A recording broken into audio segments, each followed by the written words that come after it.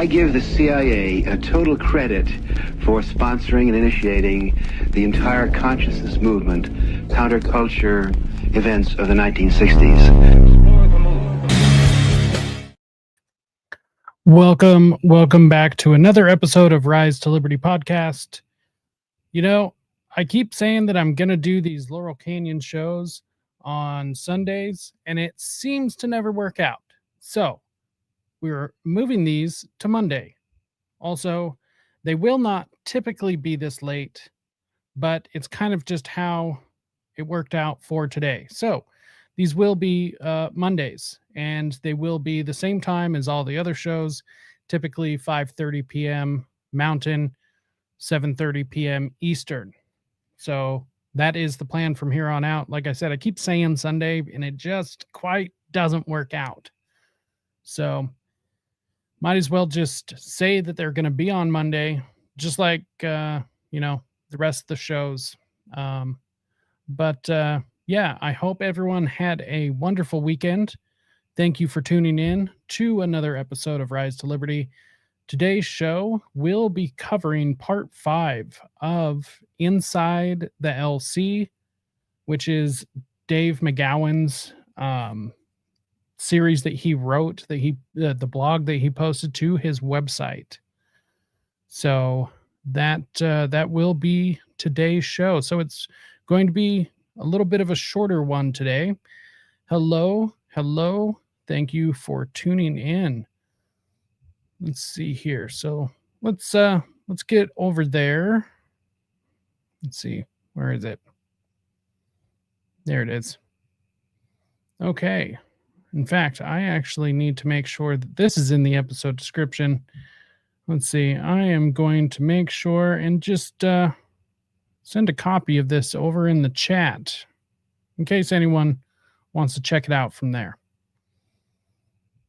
So, all right. So you can make sure and check out the rest of the Laurel Canyon series by going to the playlist. Let's see. That's another thing I will make sure that is in the episode description. Let me just make a note of that real quick so I don't forget.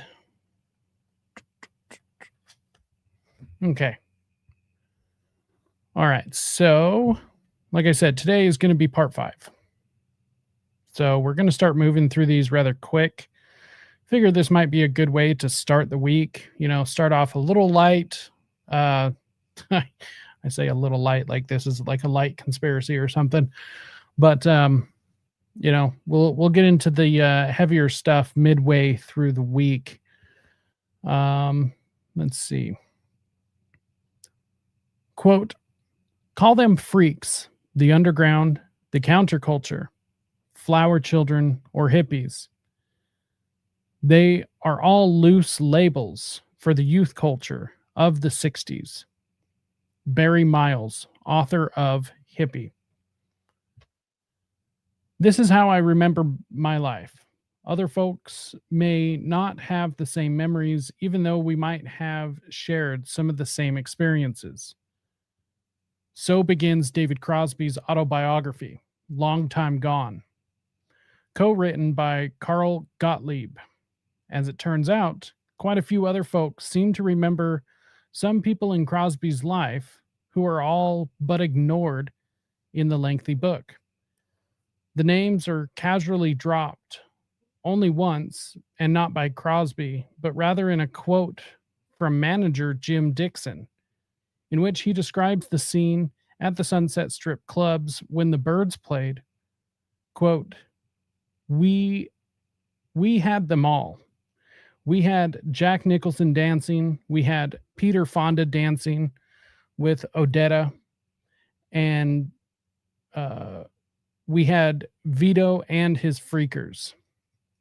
Following that brief mention by Dixon, Gottlieb briefly explains to the readers that Vito and his freakers were an acid-drenched extended family of brain-damaged cohabitants, and that, in an incredibly self-indulgent 489-page tome, good Lord, probably will never read that one, is the only mention you will find of Vito and his freakers. Despite the fact that by just about all other accounts, the group dismissed as brain damaged cohabitants played a key role in the early success of Crosby's band and the early success of Arthur Lee's band and the early success of Frank Zappa's band and the early success of Jim Morrison's band, but especially in the early success of David Crosby's band. As Barry Miles noted in his biography of Frank Zappa, quote, "The Byrds were closely associated with Vito and the Freaks. Vito Palakis and his wife, Zhao, not sure how you pronounce his wife's name, and Carl Franzoni, the leaders of the group of about 35 dancers whose antics enlivened the Byrds' early gigs. In Waiting for the Sun, Barry Hoskins writes that the early success of the Byrds and other bands were due in no small part to the, quote, the roving trope of self-styled freaks led by ancient beatnik Vito Palakis and his trusty, lusty sidekick, Carl Franzoni. Alban Snoopy Fister,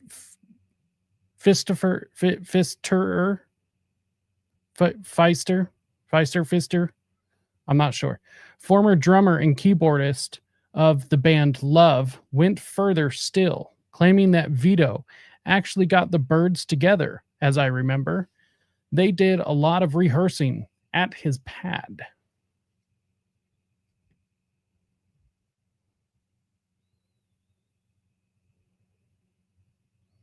Right. Scott says, wondering if that is the same template used for the Grateful Dead and the Deadheads. I mean, it was all around the same time, and we know for a fact that the Dead was basically a CIA band. So I would not be surprised in the least. According to various other accounts, the Byrds did indeed utilize Vito's pad as a rehearsal studio, as did Arthur Lee's band. More importantly, the Freaks drew the crowds into the clubs to see the fledgling bands perform. But as important as their contribution was to helping launch the careers of the Laurel Canyon bands, Vito and his Freakers were notable for something else as well.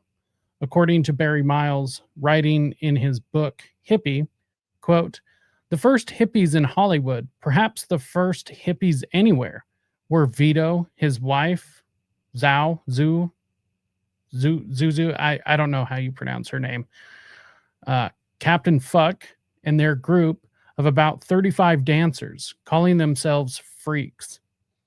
They lived a semi-communal life and engaged in sex orgies and free-form dancing whenever they could.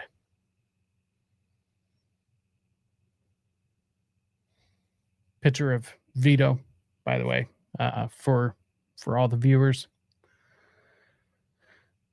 Some of those who were on the scene at the time agree with Miles' assessment that Vito and his troop were indeed the very first hippies. Arthur Lee, for example, boasted that they, quote, started the whole hippie thing. Vito, Carl, Vito's wife, whatever the hell her name is, Beetle Bob, Brian, and me.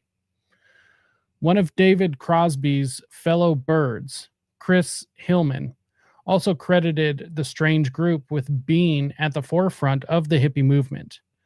Carl and all those guys were way ahead of everyone on hippiedom fashion.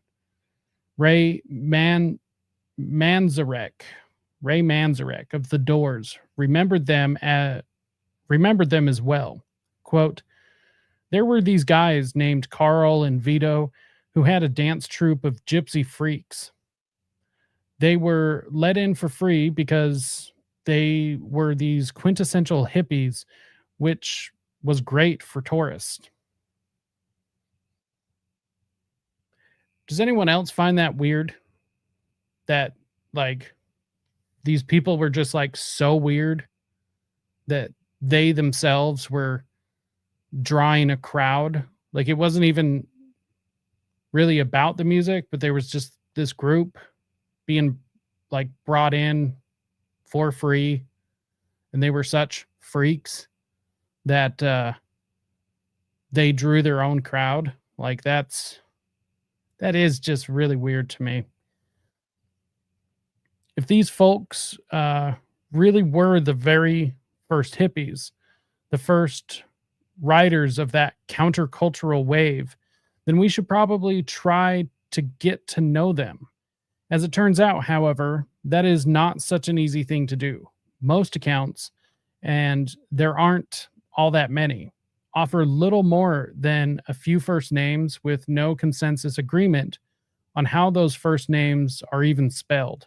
Carl and Carl appear interchangeably. So do Zhao or Zhou, Zhu, Zaus. Once again, I don't know how to pronounce her name. And Godot and Godo. But for you, dear readers, because I apparently have way too much time on my hands. Oh, Dave. I have gone the extra mile and sifted through the detritus to dig up at least some of the sordid details. By all accounts, the trope was led by Vito Palakis, whose full name is said to have been Vitus Alphorius Palakis, born the son of a Lithuanian sausage maker circa 1912. Vito hailed from Lowell, Massachusetts. From a young age, he developed a habit of running afoul of the law. According to Miles, he spent a year and a half in a reformatory as a teenager and was busted several times after that. In 1938, he was convicted of armed robbery and handed a 25-year sentence following a botched attempt at holding up a movie theater. Why the hell would you rob a movie theater? You know? It's just a weird choice. Weird choice. By 1942, however, just 4 years later, he had been released into the custody, so to speak, of the U.S. Merchant Marines, a branch of the U.S. Navy during wartime, ostensibly to escort ships running lend-lease missions. Ugh. Wolf.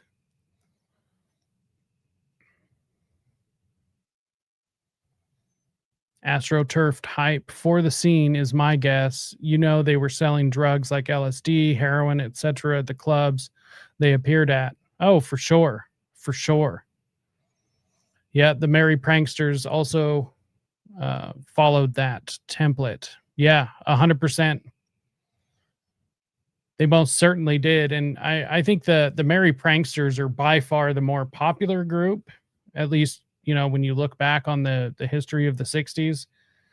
But yeah, Vito and his freakers, man, I don't know. It's just weird. And of course they were selling drugs, of course.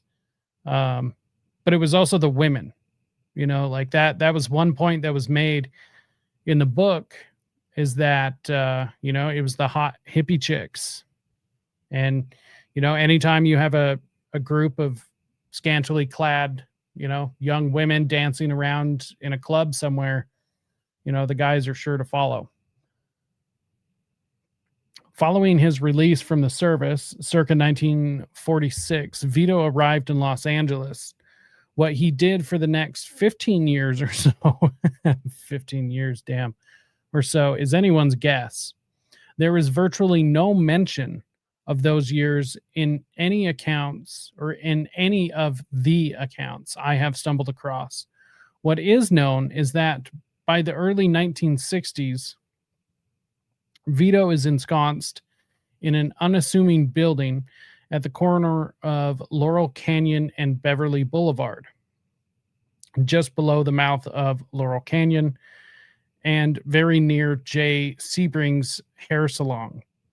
At street level was his young wife's, however the hell you pronounce her name, his young wife's clothing boutique, which has been credited by some of those making the scene in those days with being the very first to introduce hippie fashions.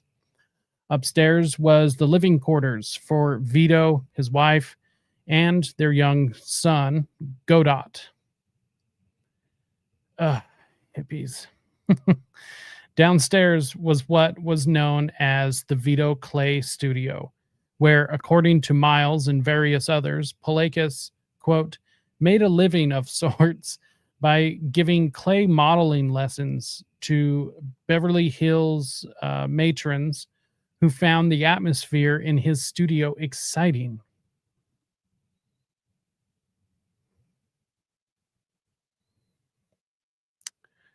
Scott says, same template for Manson family, etc. This was the beginning of the project. Yeah, 100%.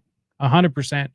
I think Vito Palakas and his band of freaks were definitely like the trial run, especially because they like showed up out of nowhere. My Skate and Destroy says, my old boss was a huge deadhead. He followed them around mostly for the hippie chicks and drugs, of course. Yeah, exactly. So, you know, I can't imagine that this was any different with Vito and his freaks, you know. I'm sure it was the exact same.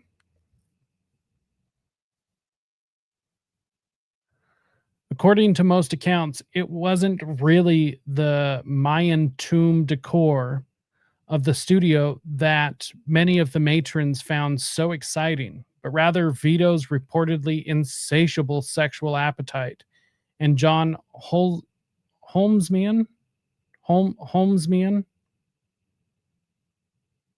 you know, John Holmes, the porn star, John Holmesian physique. In any event, Vito's students also apparently included such Hollywood luminaries as Jonathan Winters, Mickey Rooney, and Steve Allen. No surprise. Nevertheless, though Palakas claimed to be a serious artist, a painter, poet, dancer, and photographer, in addition to a sculptor, there is scant evidence that I have seen that supports such claims. I am not, however, the most objective of art critics, as I am, as best as I can determine, apparently not cultured enough to get the majority of what passes for art. I actually share that with Dave, especially a lot of this counterculture 1960s art. Yeah, I don't get it. As for his erstwhile sidekick, Carl Orestes Franzoni, or Orestes. Yeah, Orestes. I don't know. He has claimed in interviews that his mother was a countess. Weird. And his father, quote, was a stone carver from Rutland, Vermont.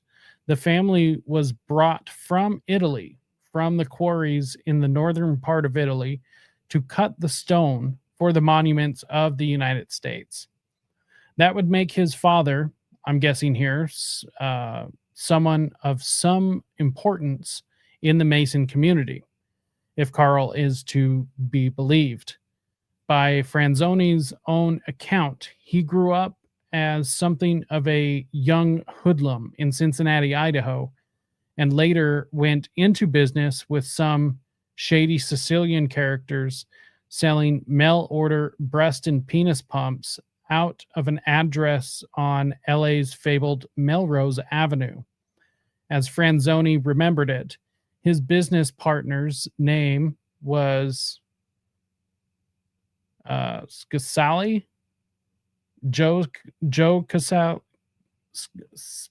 Scally. I don't know. I am terrible with Italian and many many other pronunciations as well. Let's see. The same name as the famous murderer, Scalscary. I'm not sure. In fact, let me see. I'm actually going to look that up real quick. Let's see. I know this is completely exciting.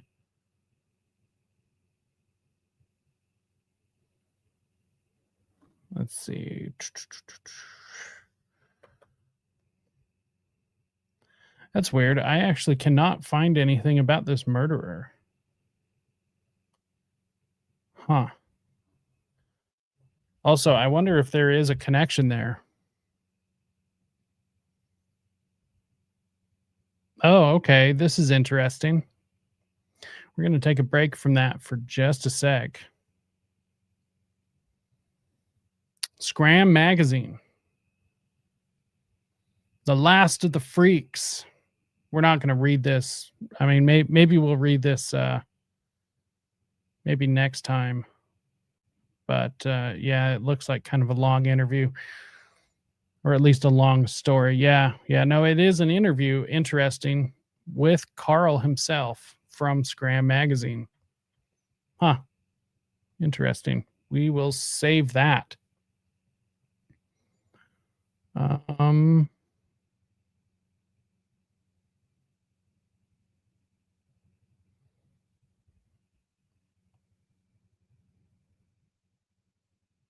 Let's see. I can't find anything exactly on the pronunciation of this name.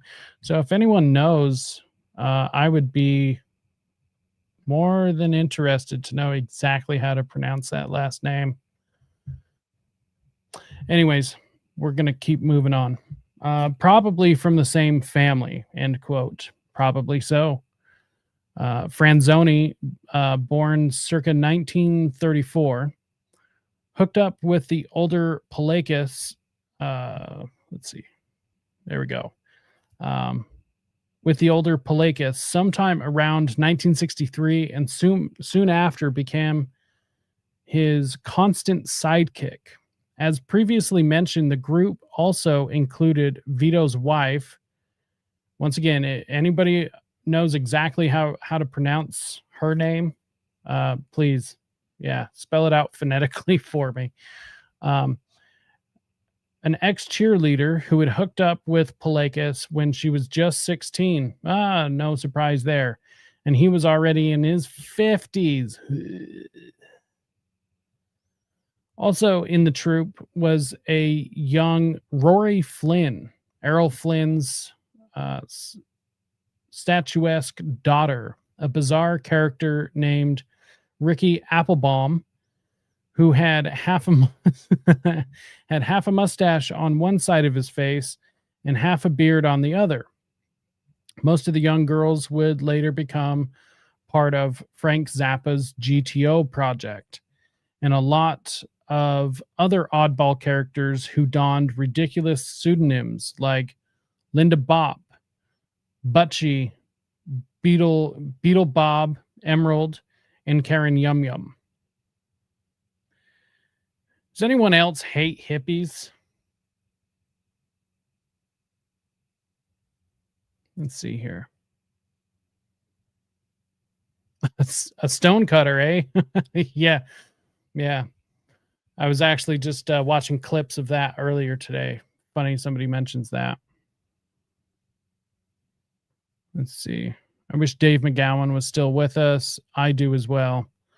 I would love to see him go deep into some of the other music scenes. And, people were asking him to do that before. Before he passed away, they were, but the fact that he did dive in to just this music scene alone, I mean, I wish, as a researcher, I kind of wish I would have been able to see some of his process in how he did some of these things. you know, but, since he's not and I can't, then having looked into some of the other scenes, I mean, the first one that always comes to mind after this is the 90s grunge scene. Like immediately, I think of, you know, Laurel Canyon, 90s grunge scene immediately after because it just seems so similar. Um,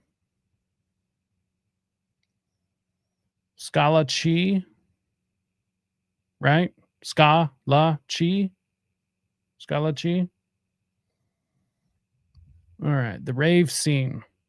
Interesting. I have actually never thought about that. Are you talking about like the 90s rave scene?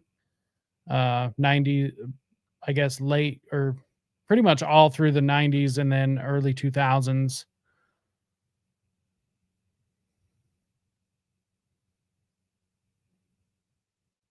Yeah, grunge 2, Courtney Love. Yeah, exactly.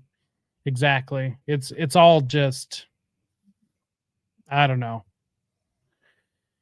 But yeah, I totally wish Dave was still with us. Rest in peace. I would have loved to see his future work. And honestly, it probably would have had nothing to do with Program to Kill or Laurel Canyon. He probably would have went in a different direction, maybe developed his his Abraham Lincoln stuff more to turn that into a book. Who knows? It's a real shame, honestly.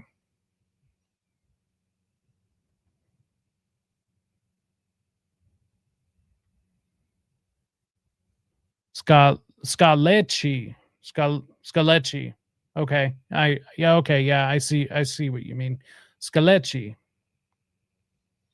Let's see. Scaletti. Okay. I see what you mean. Yep. That checks out. Scaletti. Scaletti. Okay, let's see. Let's not lose where we were. Okay, and Karen Yum Yum. Oh my god. No, seriously, does anyone else hate hippies? Because I seriously do. And I'm talking like genuine, real hippies. Like, I just do not like them, and I never have.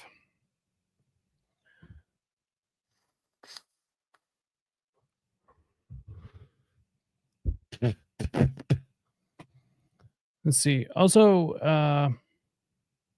flitting or flighting about the geez, I don't know where I'm at. Let's see. Also flitting about the pri good lord, what is going on with me tonight? Okay, here I am.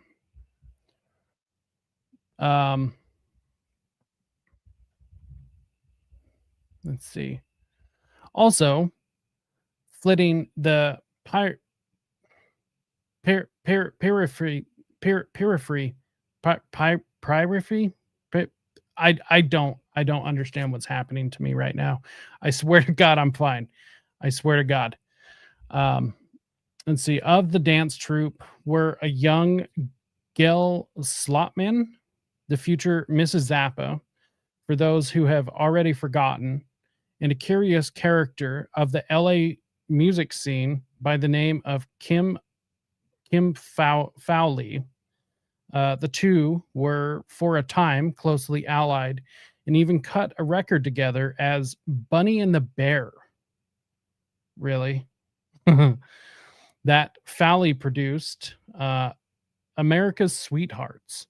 In 1966, Fowley produced a record for Vito as well, billed as Vito and the Hands. I swear I don't remember this from the book. Interesting. Vito and the Hands. Get out of here. The 7-inch single, Where It's At, which featured a musicianship of some of Frank Zappa's Mothers of Invention, came no closer to entering the charts than did Fowley and Slotman's efforts. Slotman by the way, soon found work as an assistant and booking agent for Elmer Valentine, who we will meet shortly. I've got to go try and find this real quick. Vito and the Hands. Get the hell out of here. Get the hell out of here with this. Seriously, I swear I do not remember this from the book. Let's see. Vito and the Hands. Oh my God. Hold on just one sec. I'm bringing it up.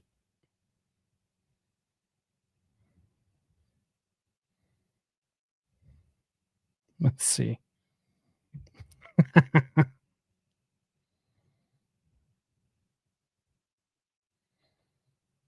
Irrevocably, let it be said now. Say what? We believe, what we want to say, what we want to consider, and what we want to happen right now is this. What? This.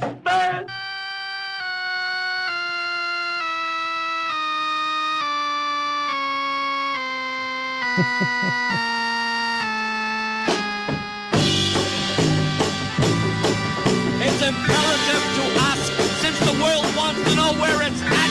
Will you tell us your view on that?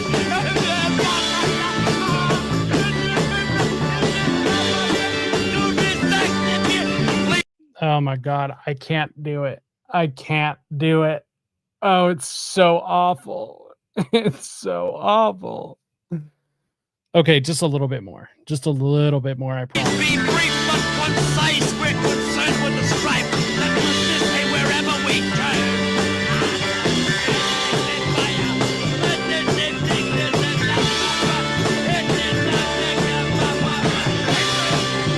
Oh God, it truly is just awful. Everything they do is just awful. Where it's at.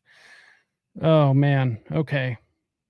And honestly, a lot of the music from that time, you know, it's funny. I think I like Frank Zappa the most out of any of the people out from the scene, but his music is terrible. It's truly terrible. Like, I mean, okay, it is, first of all, I can say that it is music, you know, so I mean, he had some sort of talent.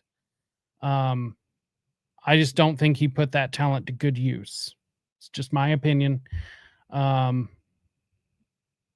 it's just, I don't know. A lot of the music from then was just awful.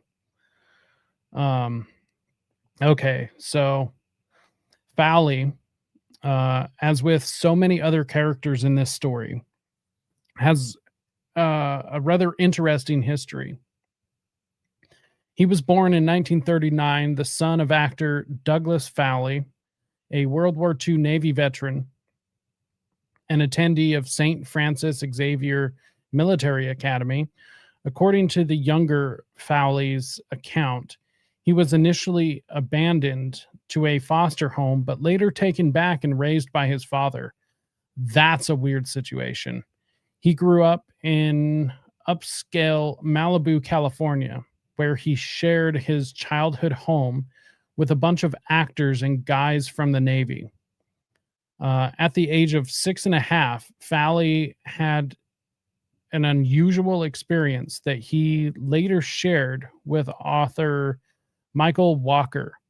Dressed up in a sailor suit by his dad and his Navy buddies, he was taken, quote, to a photographer named William, who took a picture of me in the sailor suit. Weird.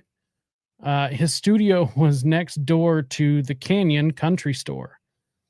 End quote. Right after that, he was driven down Laurel Canyon Boulevard to the near mythical Schwab's drugstore, where everybody cheered and two chorus girls grabbed my six-year-old cock and balls and stuck a candy cigarette in my mouth. Okay, super creepy and super weird. Nice story, Mr. Fowley. Thanks for sharing. Yeah, totally agree. Like, what the fuck is up with these people? No wonder why so many of these people, just ended up fucked up, dead, you know.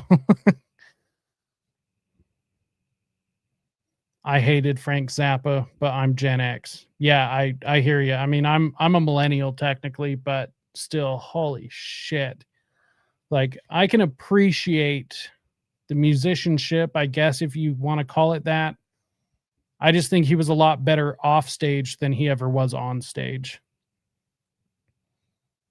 Like, anything he did with the PMRC was amazing. I mean, I know that, like, a lot of people like to focus on Dee Schneider, who is also a terrible person in my opinion. But Frank Zappa, I think, like, his speech for the PMRC hearings in DC were just like out of this world. They were great. Let's see. It's probably safe to assume that I swear I'm okay. It's probably safe to assume that childhood experiences such as that helped to prepare Fowley for his later employment as a young male street hustler, a profession that he practiced on the seedy streets of the City of Angels. By Fowley's own account, I should probably add here, just as it was James Dean himself who claimed to have worked those same streets with Nick Adams. Following that, Fowley spent some time serving with the Army National Guard, after which he devoted his life to working in the LA music industry as a musician, writer, and producer, as well as, according to some accounts, a master manipulator. Let's see. Kind of want to, let's see, where was his Kim Fowley, right? That was his name. Let's see. I just want to pull up some pictures of him.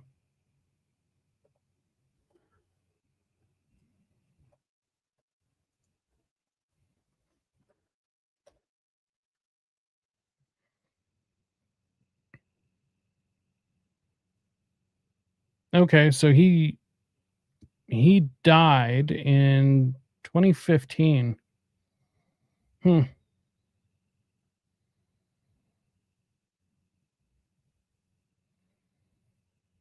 Okay, interesting.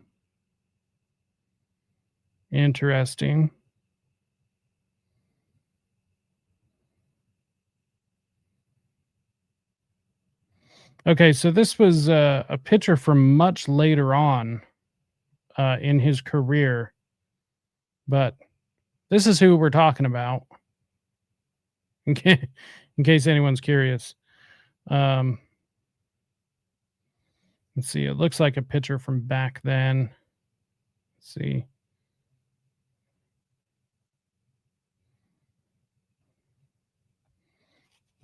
Yeah, it looks like a picture from back then.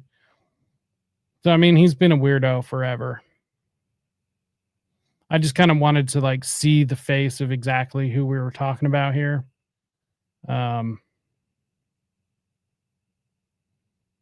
Yeah, there's some weird pictures. Feel free to go look them up on your own. But yeah, he is technically credited with being a record producer, if that only tells you how strange he is. Oh, he worked with Joan Jett. That's kind of sad.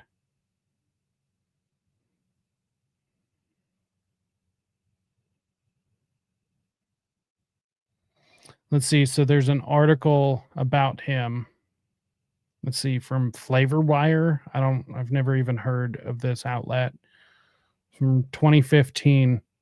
Remembering Kim Fowley, genius, asshole, and his own worst enemy. Yeah, what a great reputation to leave behind, huh? Anyways, let's get back to it. I always just get kind of curious, and I'm sure some of you do as well. So from time to time, I might just do that, pull up some pictures of some of these people because, I mean, I think we all know what Frank Zappa looks like, so I don't feel the need to necessarily look him up all the time. But yeah, some of this music and stuff just seems appropriate to look up, especially on some of these lesser known accounts. Let's see. So around 1957, Fowley played in a band known as the Sleepwalkers alongside future Beach Boy Bruce Johnston. At times,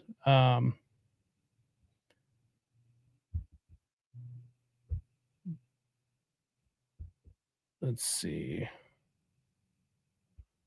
Sorry, I had something pop up in the background. Okay, hold on.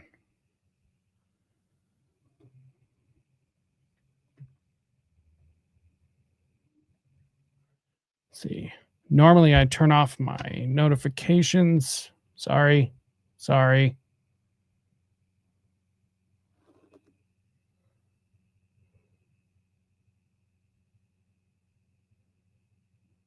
see.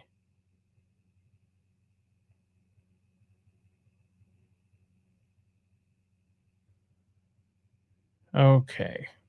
Notifications are off. Let's see.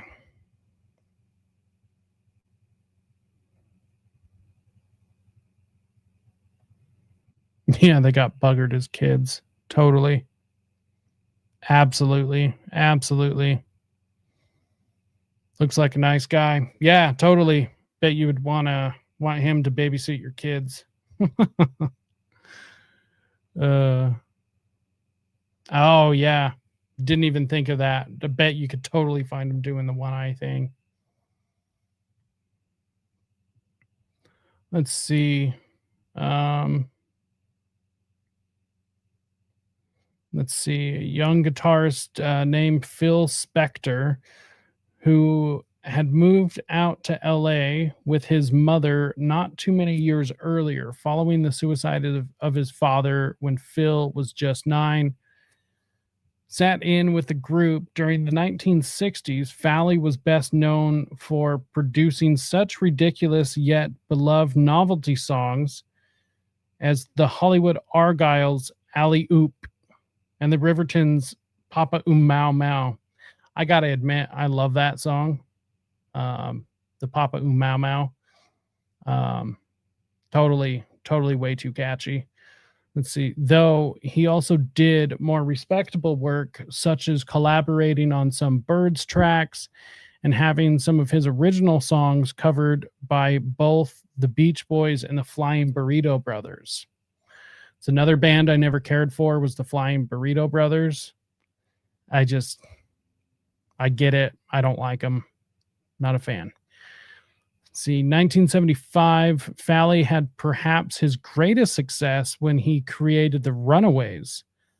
There we go. That's how he worked with Joan Jett. Yeah, I didn't, like I said, I don't remember that from the book. Let's see, further lowering the bar that Frank Zappa had already set rather low some years earlier when he had created and recorded the GTOs. The Runaways featured underage versions of Joan Jett and Lita Ford, whom Fowley tastefully attired in leather and lingerie.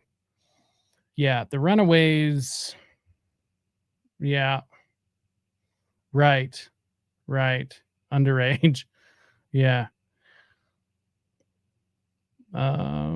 Tastefully attired in leather and lingerie, as he would later boast, quote, "Everyone loved the idea of 16-year-old girls playing guitars and singing about fucking."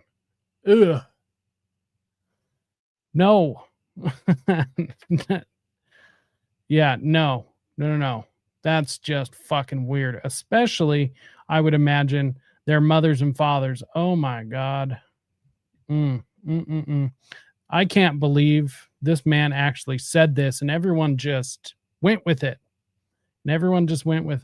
That's so crazy to me. Let's see. Some of the young girls in the band, including Cherry Curry, would later accuse Fowley of requiring them to perform sexual services for he and his associates. Yeah, I bet, as a prerequisite for membership in the group. Yeah, I bet that sounds yeah, that sounds right up their alley, of course.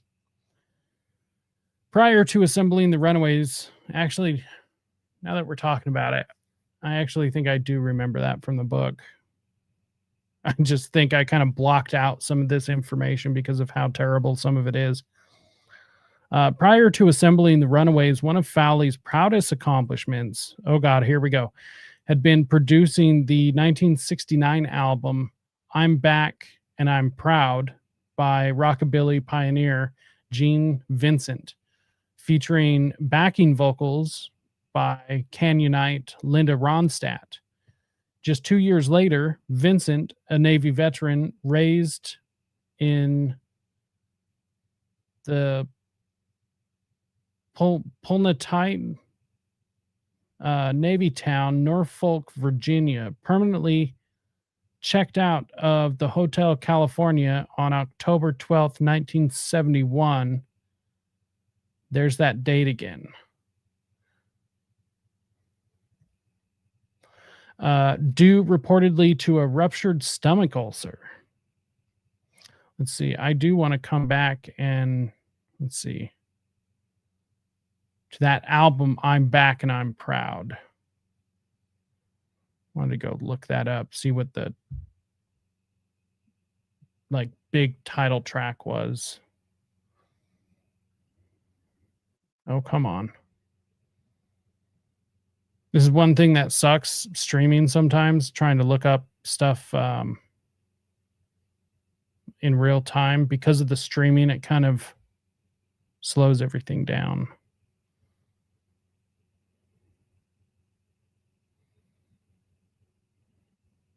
Let's see. Here we go. Oh, what a weird album cover. Hold on. I'm pulling it up for you guys. This is so weird. What a weird album cover.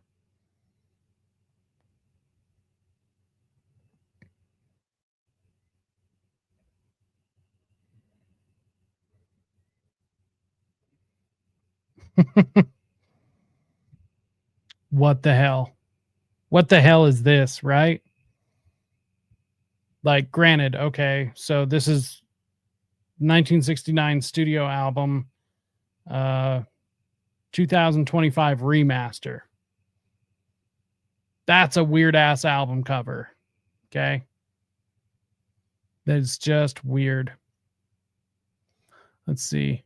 Young celebrities were pimped out by their parents and agents. Casting couch. Yeah, totally.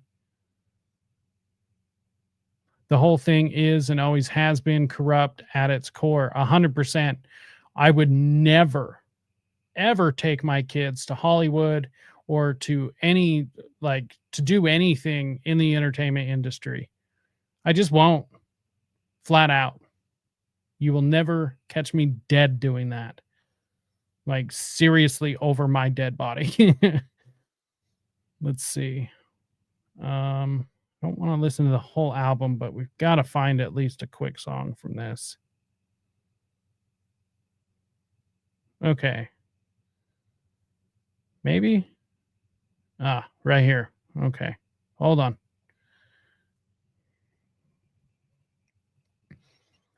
So Gene Vincent, Lonesome Whistle, 1969.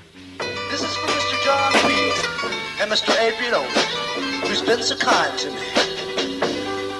I was a riding on the line, and the sun was coming down.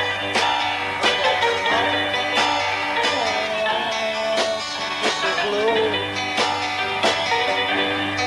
They took me on the Georgian wine, put me to the ball and chain, and then the love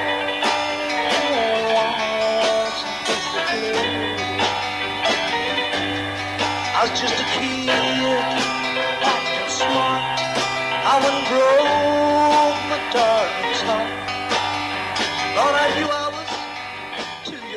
Yeah, I mean, he's not bad. He's not my type of music.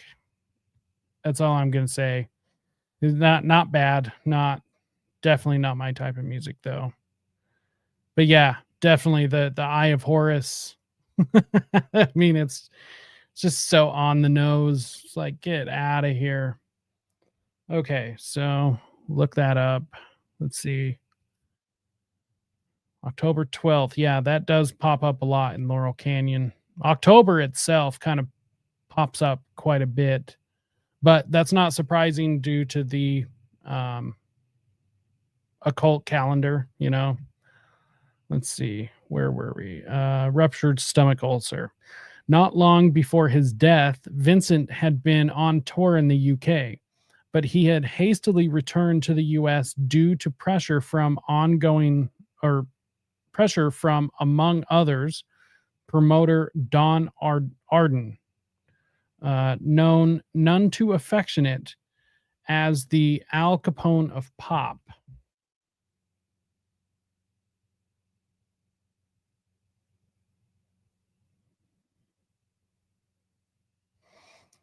Sorry, I had a text come in real quick.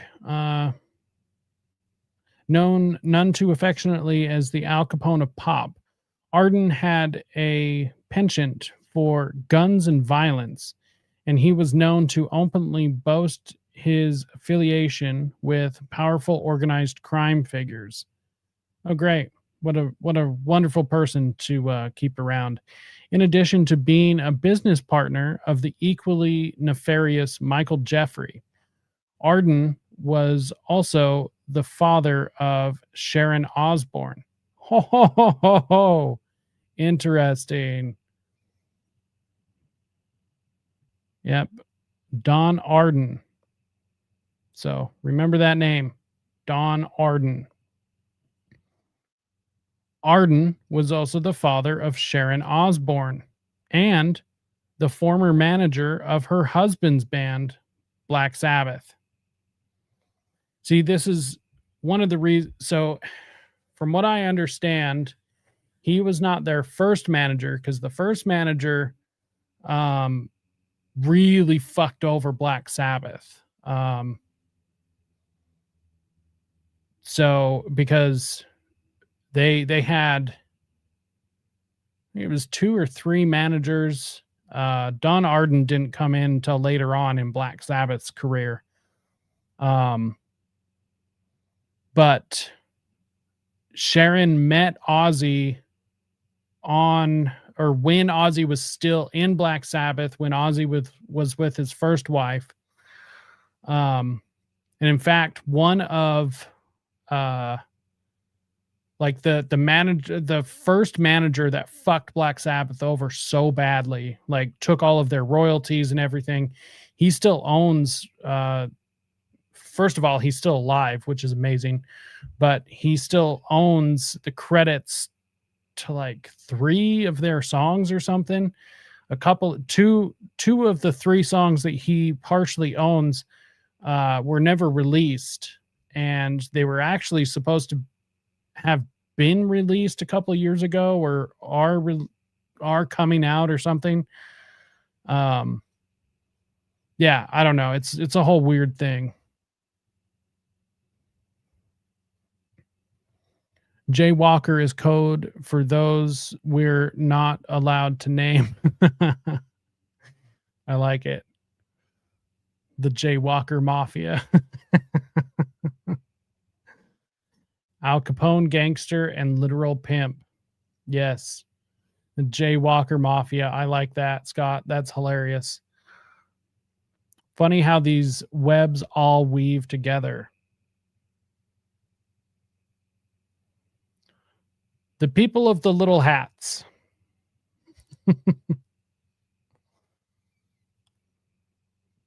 Let's see.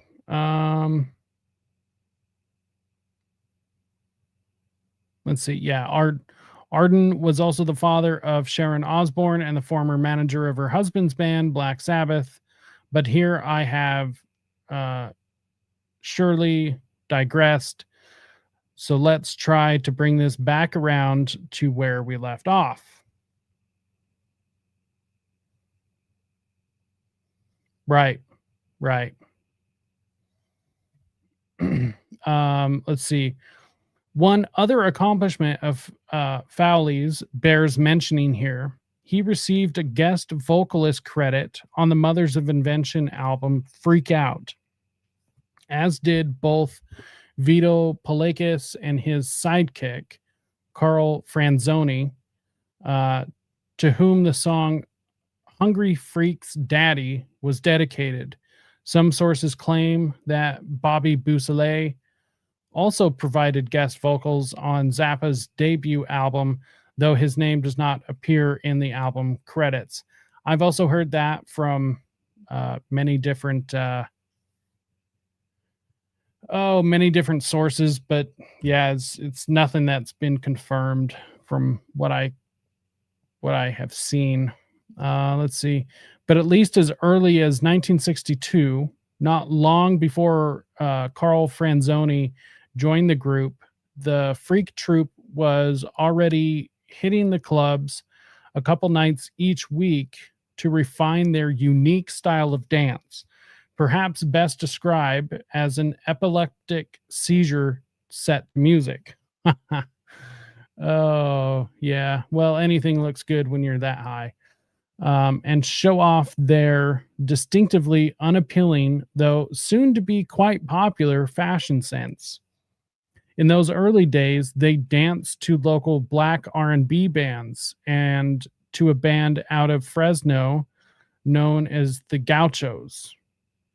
Let's see, in dives far removed from the fabled Sunset Strip, because Franzoni has said, quote, "There were no white bands in LA yet, and there were no clubs on Sunset Boulevard."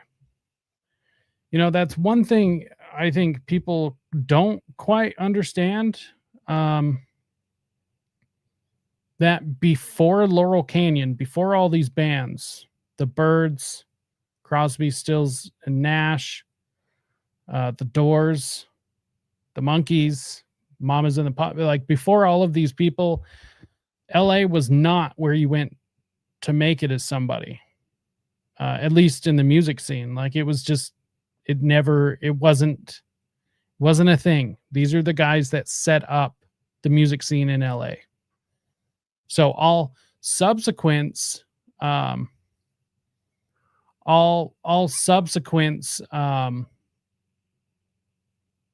music scenes that came from LA wouldn't have happened without, the hippie generation first coming up.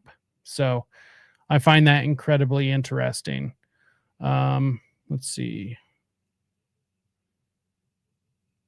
Vito and his freaks.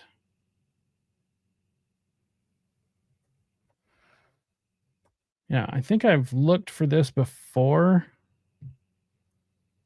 but I wanted to try and find some like footage of them dancing. Yeah, see, somebody else has said it too. Vito Palakis, the first CIA hippie. Yeah, totally.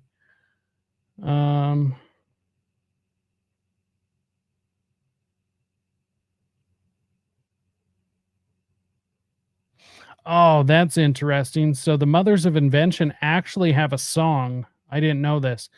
The Mothers of Invention have a song called Vito Rocks the Floor. That's fucking weird. Huh. I wonder why Dave McGowan didn't point that out. Vito Rocks the Floor. Huh. Let's see. There is this video. We'll go through some of it and see if there's. Oh, weird. So this is Vito Palakis.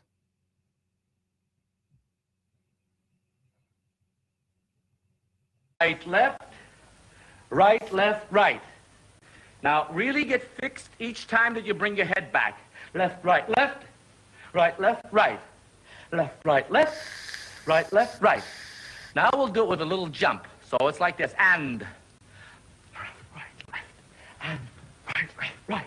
And. This aging face upon a youthful body belongs to fuck are they Vito, doing? perhaps the oldest, most lucid hippie. A brilliant sculptor, he runs a Los Angeles troupe which gives freak-out dance performances. Is this a pregnant woman? Is this woman over here pregnant? She looks pregnant. And if she's hanging out with this fucking weirdo, you can only imagine this shit that she's doing. Happenings. His wife, Sue, aged 25, awaits... Okay, so it's just pronounced Sue. Sue. Okay. Yeah, she is definitely pregnant. And yeah, that appears to be his wife. So, I mean, you can only imagine. I guarantee she's doing drugs, you know? Sue. Okay, so his wife, Sue. I would have never guessed that's how that was pronounced. Their second child. Like all hippies, they attack the middle-aged values of their land of milk and money. Its worship of property, unquestioning acceptance of the quick buck. Fucking commies. And the ultimate achievement of the three-car garage. Conventionally God forbid you live like a middle-class life, you know? It's like people would die for that nowadays. And like these people were like, yeah, there's just too much. Like, oh my God. Once again, I can't fucking stand hippies. conventional, hippies repudiate most of society's uplifting moralities. The family, patriotism, chastity, the sanctity of marriage, respect for the law. They deny the right and competence of parents, schools, and governments to make decisions for everyone. A far-out arch-hippie, but the only one I met who's also against LSD. I think of it as a... That is not what I expected him to sound like. Just throwing that out there. I think of it as an escape from the good things that are happening around us and the bad things that are happening around us. So most of us need to get away from the bad things that are happening around us. I haven't any one of the kids, for example, a teenager will come to me and say, "Hey Vito, you're going to be bugged." I said, "Bugged about what?" She says, "I got loaded on some LSD last night. I got wasted on some LSD last night." They say so themselves. Listen to them. They'll tell you what's happening behind that stuff. They use words like wasted, you know, you know, I fell out behind some LSD. So I think that getting loaded behind any kind of junk like that is to evade your responsibilities as a human being. Listen, if you're loaded behind LSD, you know, I agree with him. I think, you know, doing these drugs is totally avoiding responsibility, and it's like avoiding like whatever hurt you're going through. But this is fucking bullshit coming from him because he's the one pushing it. So it's just like, get the hell out of here. Nobody's buying. I'm not buying this, you know. And also, you know what? This is 70 years ago. So it's pretty easy to say on the other side of things, but oh, like, I don't understand how anyone was buying this. What up, JC? Good to see you in the chat, bud. Right. Not doing it. He is pushing it just like somebody else by the name of Charles Manson, you know, and that was kind of famous for a lot of these people working also for the man, working for the CIA. You know, they would push it, but they wouldn't be doing it except for the dead. The dead did it. The dead incredibly did a whole lot of it. And we're also still working for the CIA. Same with Timothy Leary. Did a whole lot of LSD, was still working for the CIA. So, you know, I guess it is what it is. But I think, and I'm just thinking out loud here, I think maybe the people who pushed it, who didn't do it, were probably working closer with the CIA, like we're actual agents of CIA versus, like an informant or an operative or something. I would think that that's probably how it worked. I'm not going to stake my reputation on that though, because I mean, we do know, for instance, like Sidney Gottlieb did a shit ton of LSD. He drugged his scientists, I mean, they drugged unwitting Johns during Midnight Climax. I mean, there was all sorts of things going on back then. So maybe it's more accurate to say that it was a case by case basis on exactly how close you were to the agency. But it does kind of seem like the closer you were, the less you did it. But that's just kind of my observation. Let's see. That was probably their jam. They're part of the plan. Yeah, pun intended. Let's see. The CIA or the drug dealers and the artists were the middleman, I guess. Yeah, pretty much. I mean, just exactly how it is now. Just like crack. Yep. Yeah, no, exactly. It is the exact same formula that Gary Webb exposed from the crack generation, the 80s and early 90s. Or some of those other hard, what I consider hard junk. You don't want to do anything except just sit back and contemplate, something else. I have paintings around here by a guy who is a very dear friend of mine. And he's a groovy artist when he's straight. And he'll tell you, if you ask him, say, hey man, how about you're getting loaded behind, LSD? And he'll say, oh yeah, man, I really found it. Really. I found those new kind of things. And it isn't true.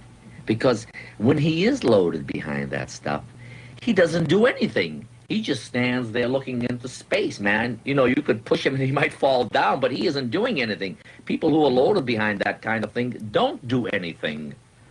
This heavy kind of insistence every place you go, with all the media about, wow, look at the colors, look at the lights, look at the strobe things blinking, man, you can really find a trip if you...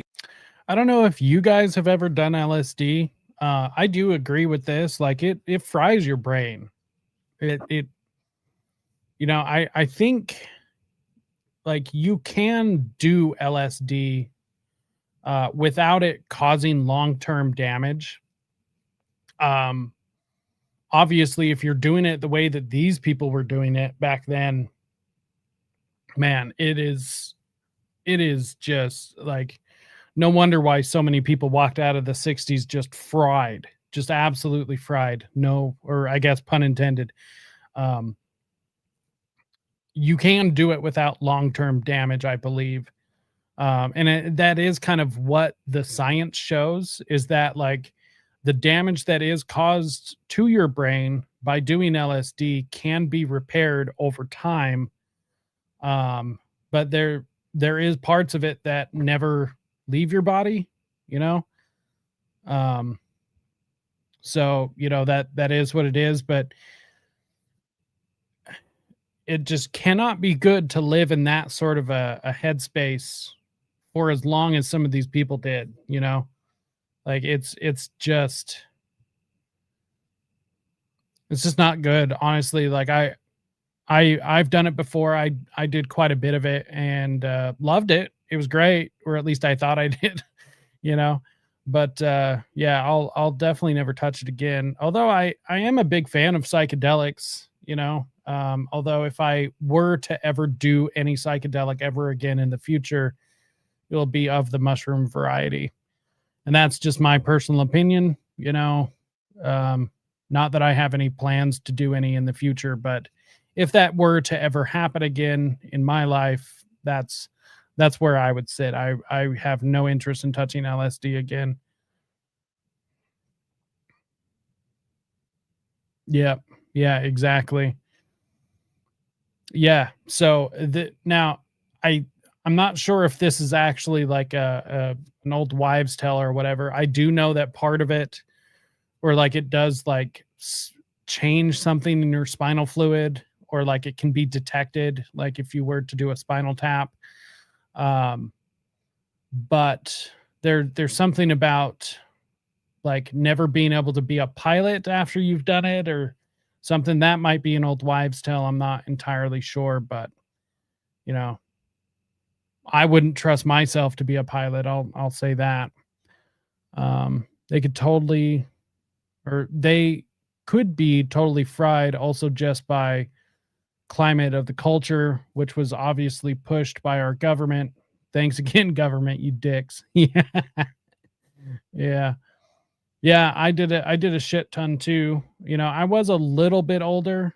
But this is also, I think, like, so weed itself, you know, marijuana, especially nowadays, now that it's legal in so many places, it I definitely believe that marijuana has been weaponized because it's like the most mild form of a psychedelic, um that a human can ingest and still receive some sort of psychedelic feeling from, um and be able to experience any of the psychedelic side effects or anything.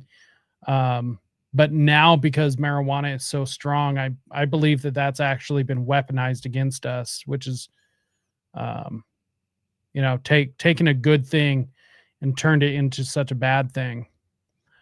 These guys sounded like they were already done with acid. Yeah, yeah, totally. Yeah, that's exactly how I feel. Like, you know, hopefully I didn't do too much damage to myself. I do wonder a lot of the time. It's like, what, you know, my brain functions pretty well, but I also practice at it quite a bit and everything. So I always wonder, like, what my brain could have been if I wouldn't have been so stupid so young. But you know, you live and you learn, I guess. Get loaded behind this stuff. There is a lot of that kind of thing, insisting that we become aware of it, that we become sensitive to it. And a lot of the young people are sensitive to it, and they become curious about it. So they say, Yeah, agreed. which of it is bad? I say, man, all of it is bad. But if you have to have it, if you... Yeah, no, I completely agree with this. Drinking is way worse. You know, alcohol is actually one of the only things that you can die from, you know, having like going cold turkey. So if you have a serious drinking problem, and if you have a serious drinking problem and you go cold turkey, you can actually die from the withdrawals. It's one of the only substances on earth that that can happen with. So I mean, that just kind of tells you how bad drinking actually is. I mixed acid with Red Rock Crank once in the 90s. It was absolutely horrible. Yeah, that does sound terrible. That truly does sound terrible.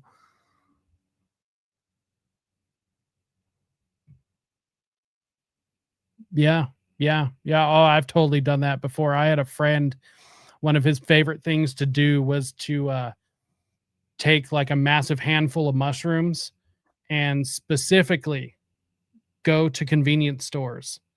And the reason why convenience stores specifically, because there was always cops at a fucking convenience store, and I always pissed me off because he would always get me all high. Oh yeah, let's go walk around right in front of the cops, and it's like, dude, no, what? He loved it for some reason though. I don't get it. I totally don't get it. You need to relax. I'm not going to put grass down. Marijuana isn't that bad. Say, well, a girl stopped me not too long ago, and she had a bumper sticker and it says, let's legalize marijuana. She says, hey, you want this, Vito? Will you put that in your car? I'm not interested in propagandizing, legalizing marijuana. The world is falling down around us. People are goofing around with that atom bomb button, and she's asking me, am I interested in legalizing marijuana? I'm not interested. It doesn't motivate me that way. I'm interested in so many other things. I'm interested in the jeopardy. Oh yeah, I've had a couple.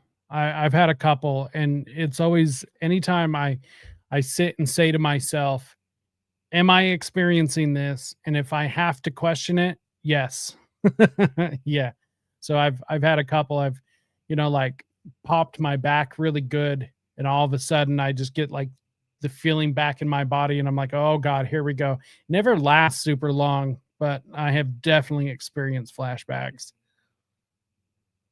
And the threat of this establishment where they're taking young people and slapping them into concentration camps that they call army camps, and those that they don't slap into a concentration camp like that, they're sending off into Vietnam to be killed or kill somebody else, and the ones that are left walking on the street are being terrorized by the police. This is the culture, and the kid says, no, baby. So anytime I had a flashback, and it rarely happens. I can probably count on one hand all the times it's ever happened, maybe 2 or 3, but it's just like a low level trip is my experience with it. So it just feels like kind of like after you've already done it and you've come down and you're still kind of riding the last few waves of it out. That's kind of how it felt, but way less intense. And yeah, it didn't last. It was less than 5 minutes, if that even, but it was a very familiar feeling, if you know what I mean. It was like, oh shit, I've been here before. Definitely not something I would want to experience if, like I said earlier, like if I was a pilot.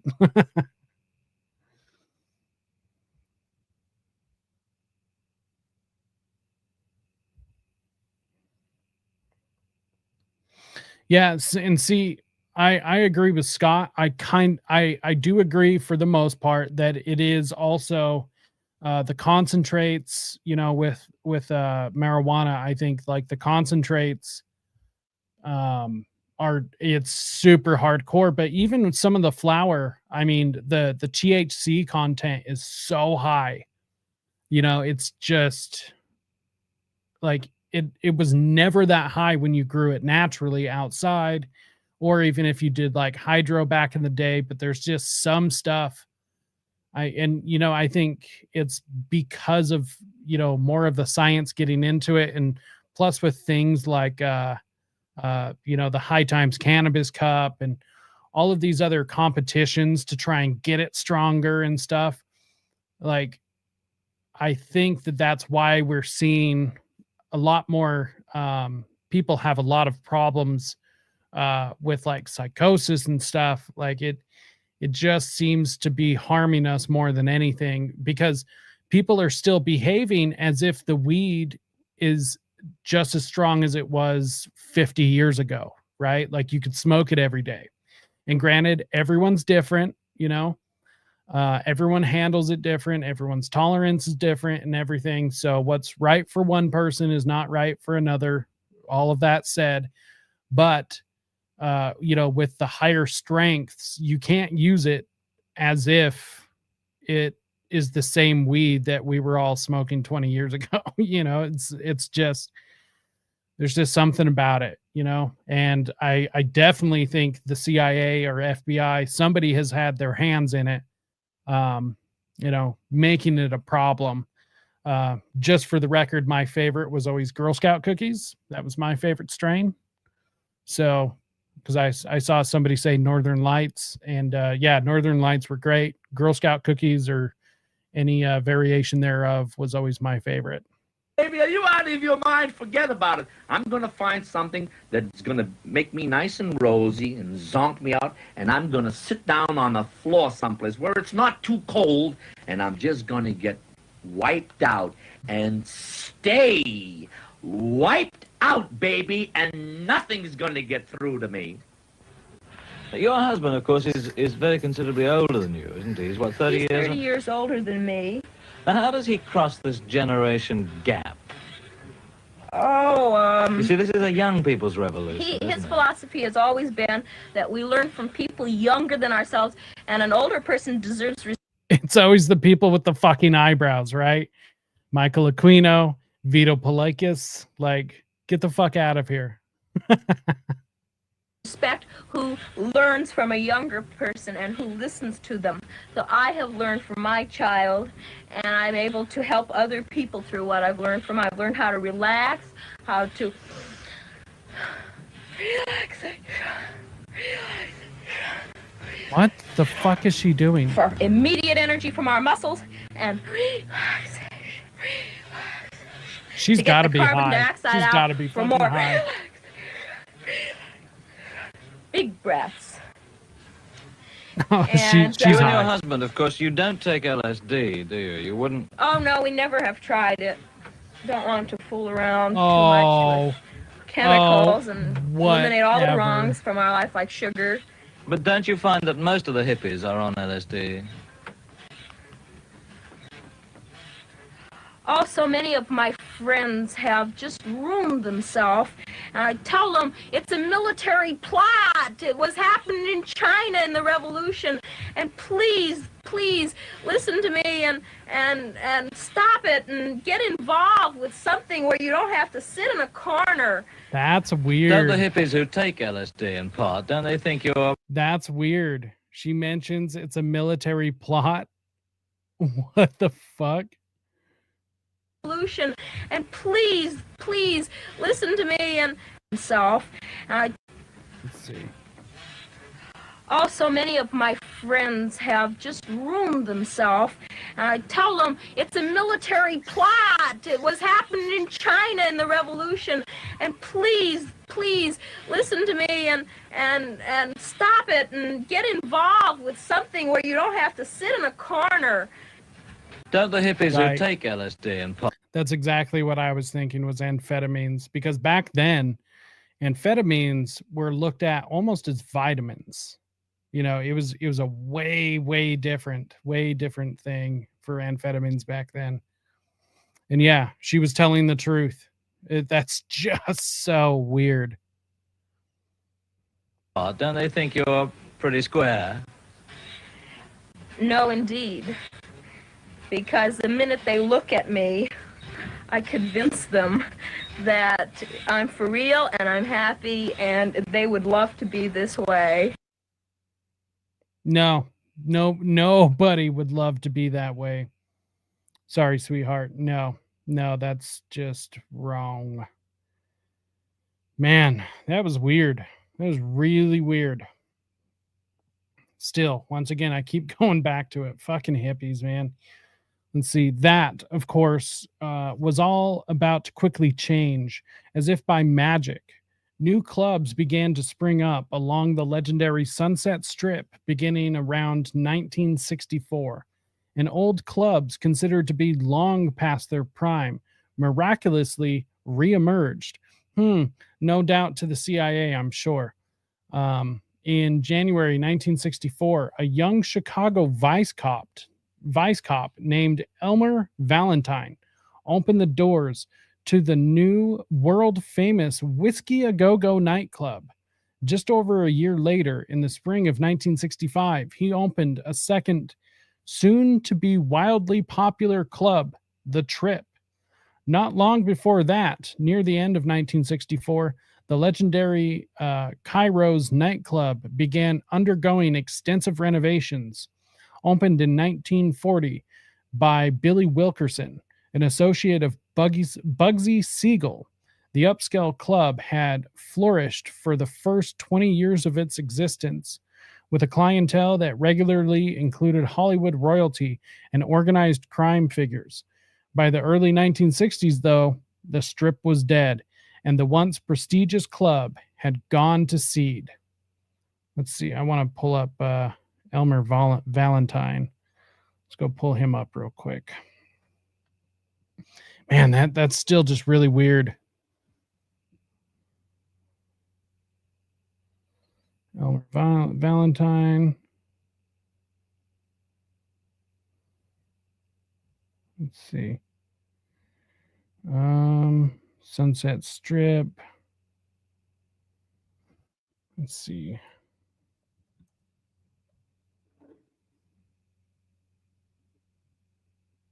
Oh, come on. There we go.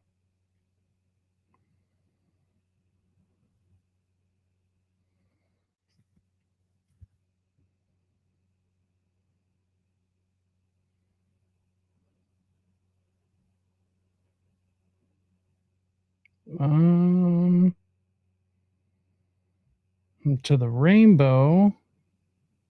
Not. Oh, hell yeah. Found some good footage to use for a future edit. Hell yeah. Let's see. There's got to be something on here. Let's see, Sunset Strip Music Festival. From the Boulevard of Broken Dreams comes the first ever Sunset Strip Music Festival, honoring 3 men whose venues have become as legendary as the bands who have played there.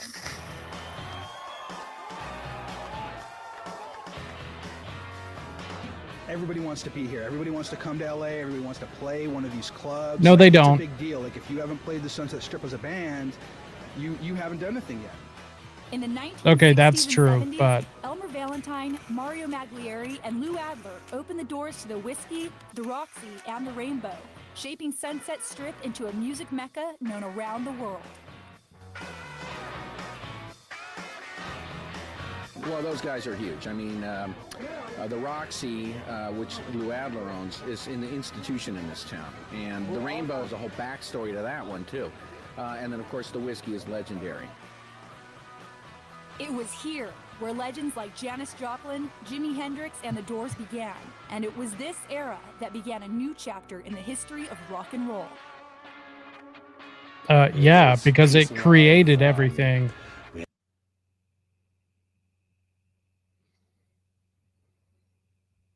See, it's just like standard TV slop. Was hoping for something a little bit better than that. Fortunately, I'm not really finding anything. See, maybe this. If this doesn't turn out to be something good, we'll just keep moving. It all started in 1964 at the corner of Sunset Boulevard and Clark Street, when the Whiskey A Go-Go opened and rock and roll took over the Strip. This YouTube American Bandstand clip from 1964 features Johnny Rivers, the man who had captured the attention of late whiskey owner Elmer Valentine. I recently caught up with Johnny at Studio City Sound in the Valley. So Elmer said, I want to get this place up on Sunset. I want to get some gals to dance and this and that. And he said, and I want to call it the Whiskey A Go-Go. And I said, what kind of name is that? Valentine's vision was to mix live music with a female DJ. The opening night was a smash, and then, you know, I thought, well, it's only going to last a few days or something. And it kept going. It kept getting bigger and bigger, and people were lined up outside the doors, and they were tipping the doorman $100 to get in the door way back then, and that was a lot of money. The rock and roll era in LA arrived with a flourish. Go-Go girls, the famous and not so famous, dancing to the tunes. The Beatles are here. I went, whoa. The whiskey, you know, changed the whole thing. It brought life back to the Sunset Strip. Before then, it was just dead. Current club owner Michael Maglieri Sr. was there almost from the beginning, working for his legendary father, Mario Maglieri. For several years, it was Elmer did the booking. He was up in the office in the daytime. My father ran the club at night, and they were a perfect duo. Many were LA bands and others on their way to immortality. Arthur Lee and Love paved the way for the Doors. Them, Jimi Hendrix, the Byrds, Buffalo Springfield, Led Zeppelin, Janis Joplin, and so many more. Let's just talk about Love and the Doors, 2 LA bands. Love was great. Arthur Lee was just one of the nicest people you ever want to meet. And the Doors were opening for Love. Doors were at the London Fog, which was next door upstairs. The ticket taker and the office girl saw them there, and they wanted Jim, is what they wanted. The girls would go crazy over him. I mean, that's why they wanted him in here, was they thought he was hot. Unlike most clubs of the era, the Whiskey booked the best regardless of... Yeah, it's weird. It's weird. I love seeing this old footage, though. I mean, it really does kind of bring things into perspective, in my opinion. Race. Let's talk about Motown playing here. We were the first club to integrate. And when I say integrate, black acts didn't play white clubs, but we did it. So we were a big kickoff for Motown. Smokey Robinson, the Tops, the Temptations, Martha Reeves and the Mandelas. Stevie Wonder? Stevie, you name it, they were here. Smokey Robinson remembers playing the Whiskey with the Miracles. Well, the Whiskey A Go-Go was the spot in LA at that time. It was, you know, the in club. I mean, the Miracles and me, because we played there all the time. The club so inspired Smokey he recorded a hit song, Goin' to a Go-Go, as an homage to the whiskey and clubs like it, as this 1966 YouTube clip from Hullabaloo illustrates.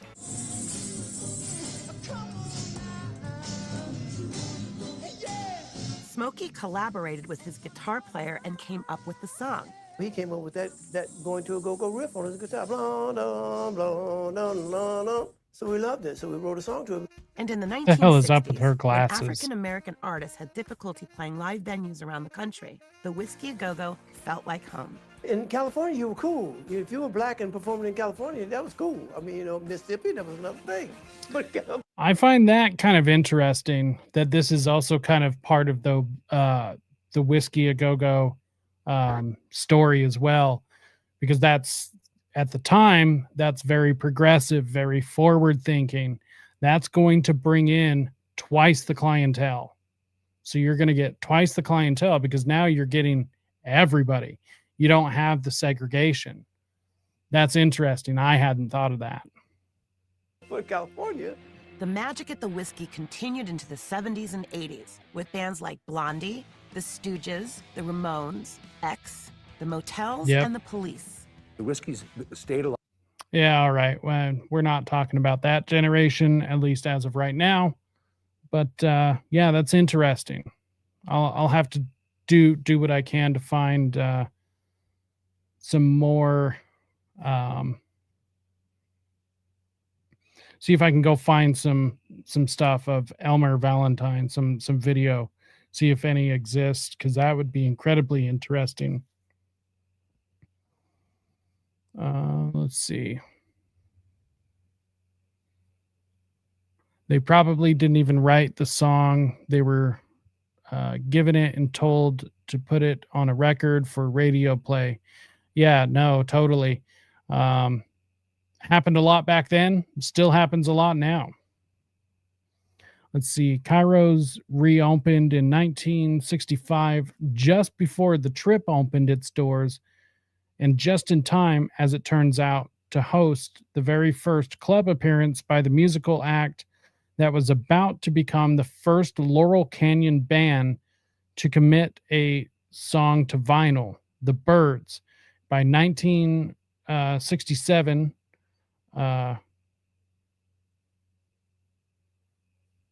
Gazaris had opened up on the Strip as well. And in the early 1970s, Valentine would open yet another club that endures to this day, the Roxy. That is so weird. So let's see, he opened up, 4 of these clubs? Smaller clubs like the London Fog, where the Doors got their first booking as the house band in early 1966, opened their doors to the public in the mid-1960s as well. The timing of the opening of, first 2 clubs, of Valentine's first 2 clubs, and the reopening of Cairo's could not have been any more fortuitous. The paint was barely dry on the walls of the new clubs when bands like Love and the Doors and the Byrds and Buffalo Springfield and the Turtles and the Mothers and the Love and Spoonful came knocking. The problem, however, was that the new clubs were not yet well known. Cairo's had been long left for dead, and nobody had the slightest idea who any of these newfangled bands were. What was needed then was a way to create buzz around the clubs that would draw people and kickstart the Strip back to life, as well as, of course, launch the career of the new bands. Oh, man. Vito. Everything I can gather from Vito, man, he is a character, a straight character. Let's see. The bands themselves could not be expected to fill the new clubs, since besides being unknown, they also, and yeah, I know that you don't really want to hear this, and I will undoubtedly be deluged with letters of complaint, but I'm going to say it anyway, weren't very good, at least not in their live incarnations. To be sure, they sounded great on vinyl, but that was largely due to the fact that the band members themselves didn't actually play on their records, at least not in the early days. And the rich vocal harmonies that were a trademark of the Laurel Canyon sound were created in the studio with a good deal of multi-tracking and overdubs. On stage, it was another matter entirely. Enter the wildly flamboyant and colorful Freak Squad, who were one key component to the strategy that was devised to lure patrons into the clubs. The other component of the strategy, hinted at in one of the quotes near the top of the post, will be covered in installment number 7. Vito and Carl's dancers were a fixture on the Sunset Strip from the very moment that the new clubs opened their doors to the public, and they were, by all accounts, treated like royalty by the club owners. As John Hartman, proprietor of the Kaleidoscope Club, acknowledged, he, quote, would let Vito and his dancers into the Kaleidoscope free every week because they attracted people. They were really hippies, and so we had to have them. They got in free pretty much everywhere they went. They blessed your joint. They validated you. If they're the essence of hippiedom and you're trying to be a hippie nightclub, you need hippies. As the aforementioned Kim Foley put it with characteristic bluntness, quote, a band didn't have to be good as long as the dancers were there. Indeed, the band was largely irrelevant other than to provide some semblance of a soundtrack for a real show, which was taking place on the dance floor. Gail Zappa candidly admitted that even at her husband's shows, the real attraction was not on the stage. The customers came to see the freaks dance. Nobody ever talks about that, but that was the case, Frank added. Frank added that as soon as they arrived, they would make things happen because they were dancing in a way nobody had seen before, screaming and yelling out on the floor and doing all kinds of weird things. They were dressed in a way that nobody could believe, and they gave life to everything that was going on. Right. I mean, this is entirely, I think this is what exposes this as a CIA mind control, social engineering operation, is the freaks, the dancers, in my opinion. That I think this is what like exposes it for what it is. I also find it interesting that like, so I'm looking at all of these all of these videos, trying to pull up Elmer Valentine, the Sunset Strip, all of that stuff. And I guess most people didn't really call them freaks, or, I mean, that was more of like a subculture term. But most of them were like go-go dancers, right?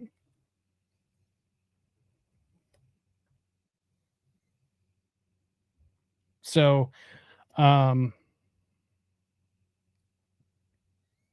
let's see.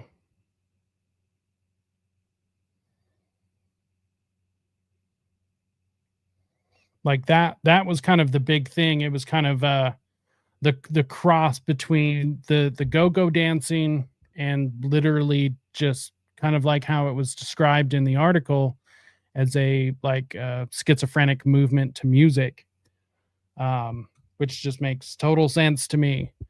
But I do think it is kind of interesting, like somebody pointed out in the chat earlier, it wasn't just the dancers, but it was also the drugs that came with them. And I guarantee that was a huge part of it.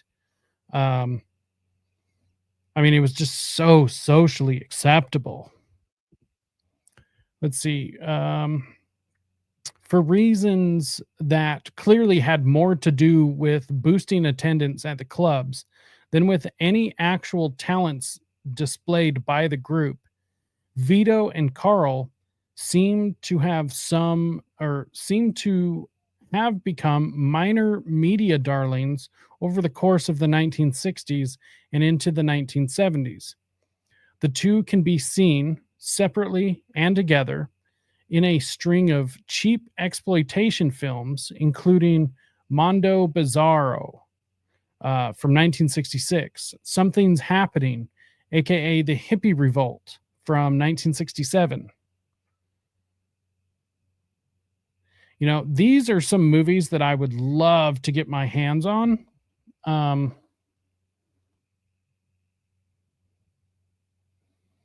These are some of the movies that maybe we should do some community like movie nights.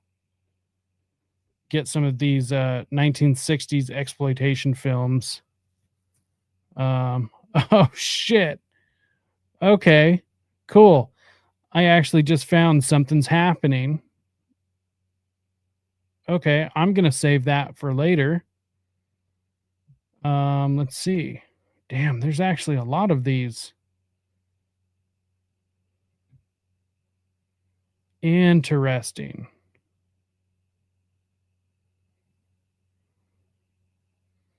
Okay, yeah, I think we're gonna do a movie watch one night, and we'll watch as much as we can of some of these. Let's see. AKA The Hippie Revolt from 1967, the notorious Mondo Hollywood, also released in 1967. Now, that one I'm probably going to have to buy. I've looked for it everywhere, and I've been able to find the DVD copy, but I haven't been able to find it streaming anywhere. It's not uploaded anywhere. So Mondo Hollywood, that's the one I really want to see. The one I think I can definitely make it through, but yeah, we'll have to, I'll have to probably buy that one, which is fine. Let's see. You Are What You Eat with David Crosby, Frank Zappa, and Tiny Tim. That's weird. Which hit theaters in 1968. In 1972, Vito made his acting debut in a non-documentary film, The White Horse Gang. Sounds terrible. Palakas reportedly also popped up on Groucho Marx' You Bet Your Life, and Franzoni made an appearance on a 1968 Dick Clark TV special. The Golden Child, Godot Palakas, was featured in a Photo in Life magazine circa 1966, and the whole troupe showed up for an appearance on The Tonight Show. Interesting.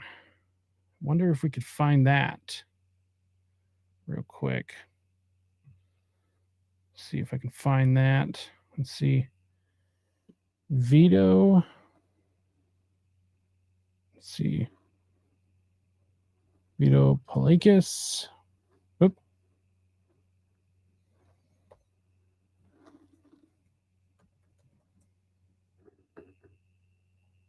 Keep hitting the microphone with my beard and it keeps making sound. Let's see.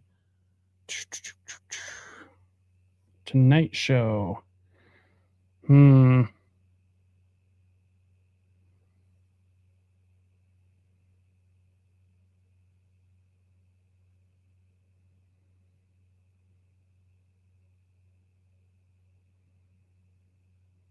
Let's see.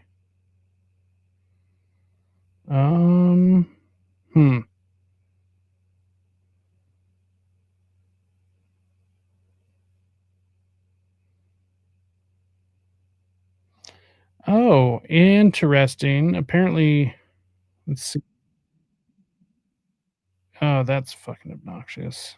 Okay. Groucho Marx interviews Vito Palakas. Interesting.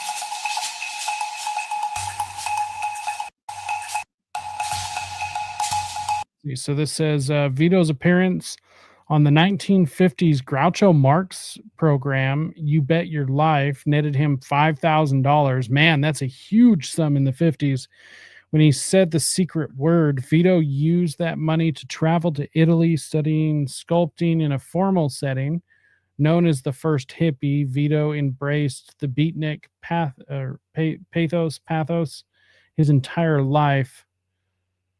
Has never been officially released, as it appears to still be under copyright protection. The outtakes presented here was never broadcast or copyrighted.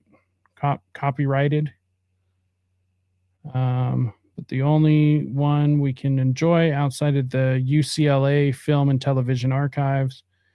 Let's see.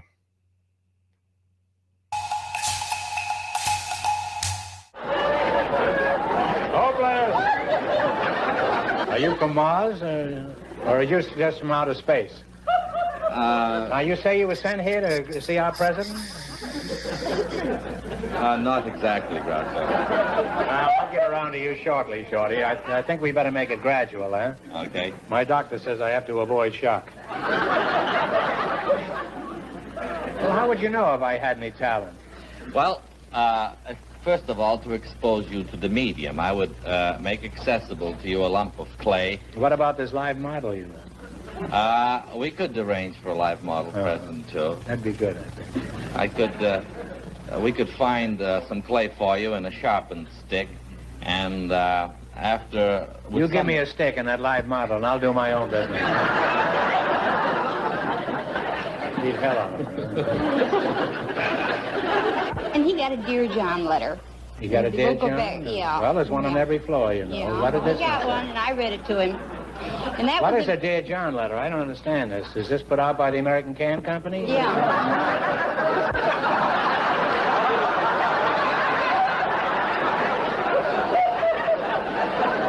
I'm back to my old dirty self tonight. That's very interesting. Very interesting.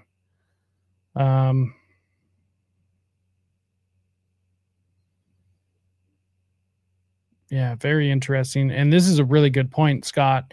Game shows or contracts for projects and labor, etc., was a way to pay agents over the table clean money. 100%. 100%. So glad you made that point. Very, very great point there. Let's see.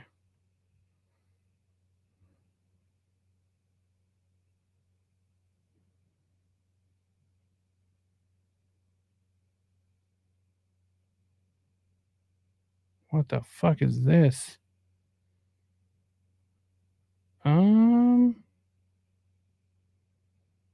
This might be a little off base, but this kind of looks like something up the alley of this community. Hippie leader turned killer and fugitive. I don't know who the hell this is. This might be an interesting rabbit hole.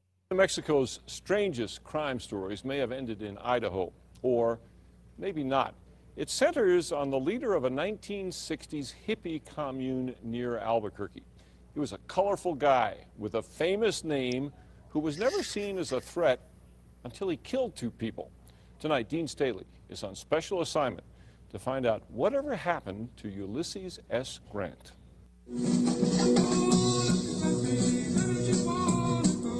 America in the 1960s, a time of revolution, a period of questioning the... Right. I was just thinking the same thing. Mexico again, another hippie cult, hippie commune, whatever. Same thing.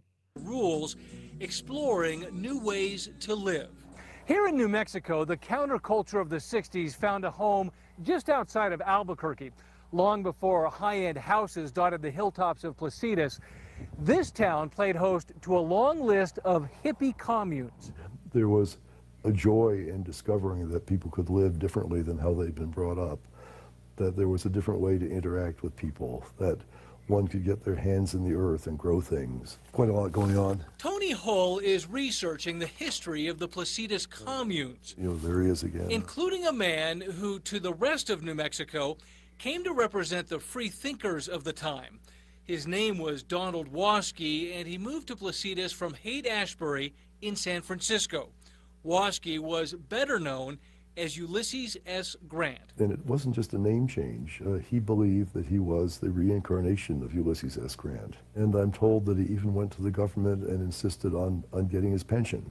So he had some degree of belief in this. In fact, Ulysses II wore Civil War style No, pants. no. Just because he tried to scam the government out of money doesn't mean he actually believed in this. The White Horse, and in 1970 even ran for governor. Ulysses was captured on film at the Lower Farms commune in this low-budget documentary-style movie. Too much. You guys just came to town, huh? How'd you get here? Oh, we saw Friedman hitchhiking on the road. Too much for his bag of weed?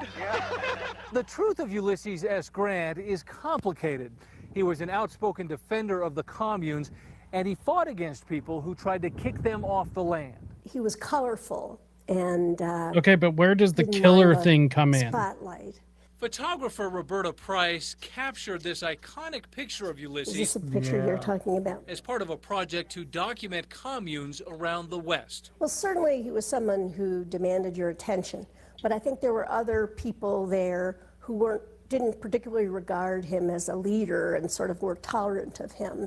And that may have been his undoing. In November of 1970, Ulysses had a run-in with two men in the commune. He accused them of trespassing and stealing.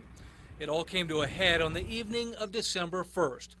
Ulysses shot both men with a rifle just a half-mile from the commune. That's when Ulysses S. Grant joined the ranks of more famous New Mexico outlaws like Billy the Kid, a killer on the run.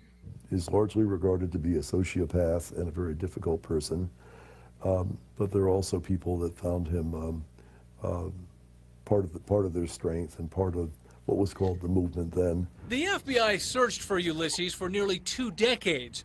Though there were sightings, the mystery endured. But that mystery ended 18 years and more than 1,000 miles away. 2 bodies found in the remains of a ranch house fire in northern Idaho. Oh my God, northern Idaho, Dental get the records hell out of positively here. identified Donald Waskey and his wife Helen. On that ranch, a massive booby-trapped pot grow operation Oh. worth $20 million a year. The former Donald Waskey turned Ulysses S. Grant had finally been found. But like any good mystery, this one dies hard. I also heard there were some people that believe that really he wasn't, and he's still out there. Maybe he's back in Haight-Ashbury where he came from. But we just don't know. On special assignment, Dean Staley, KRQE News 13. He was quite a guy, and he did get a lot of attention. Kind of sad. I don't know. Maybe he was an agent that just kind of disappeared. Interesting. Huh. That would be an interesting guy to look into. Let's see. One of the dirty hippies I lived with ended getting land in Taos, New Mexico. That place is another hippie hub. Yeah. There's a lot of hippies down in New Mexico because apparently they have like really lax like laws for the communes and stuff down there. Got too close to something clandestine, black ops. Yeah, right. That's kind of what I'm thinking. Yeah, very interesting. Okay, let's get back to this. We're almost done with the article. Palacios reportedly also popped up on Groucho Marx' You Bet Your Life, and Franzoni made an appearance. Oh, wait, I already read that. Let's see. The Golden Child, Godot, fucking hippies. Godot Palacios was also featured in a photo of Life magazine. Okay, yeah. Barry Miles, regularly on the... Okay, according to Barry Milos, Vito also appeared regularly on the Joe Pine show, and in between the bare-breasted girls in the late 50s and early 60s men's magazines. Joe Payne, for those of you too young to remember, myself included, is the guy that we have to thank for paving the way for the likes of Bill O'Reilly, Rush Limbaugh, Sean Hannity, Michael Savage, Don Imus, Morton Downey Jr., Jerry Springer, and Wally George. For Mr. Pine, I'm going to say Pine, you see, was the guy who pioneered the confrontational interview style favored by so many gas bags today. The decorated Marine Corps veteran debuted as a talk radio host in 1950 and quickly became known for insulting and demeaning anyone who dared to disagree with him, guests and listeners alike. In 1957, he moved his show to LA, and by 1965, he was nationally syndicated both on the radio and on television. His favored targets, as you may have guessed, included hippies, feminists, gays, and anti-war activists, and his interviews frequently ended with his guests either walking off or being thrown off the stage. Nearing the peak of his popularity, Payne died on March 23rd, 1970 at the age of 45. Wow, that's really young. Reportedly of lung cancer. His ideological offspring, however, live on. Let's see. I'm going to keep reading, but I do want to pull up this. I want to pull up this guy. See if there's any recordings of this. Oh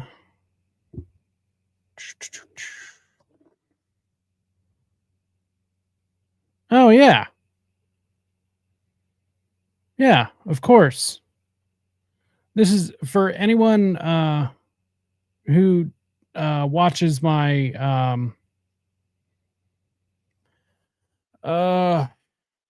it's been a long day already. My brain's already fried. Anyone that watches my Satanic Panic is Real, it's the same guy that interviewed Anton LaVey. I knew that name sounded familiar. So yeah, this makes a lot of sense. And yeah, he was totally confrontational. Yeah, I knew this guy's name sounded familiar. F. Lee Bailey. Yeah. Marijuana legalization, looking back. Huh. Yeah. Interesting. I knew that name somewhere. Okay, I don't know. I assume that's Vito's wife. And I assume this is where his studio was, where they lived up above, and then let's see, 723 and a half and 723. Yeah, I believe that's where their studio was. All right, well, that's the end of the article. Let's see, I wonder if I can find, let's see, Vito.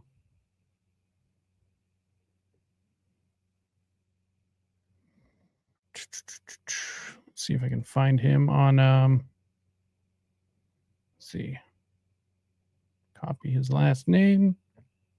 See if I can find him on the Joe Pine show real quick. And if we can't, we'll just get out of here for the evening.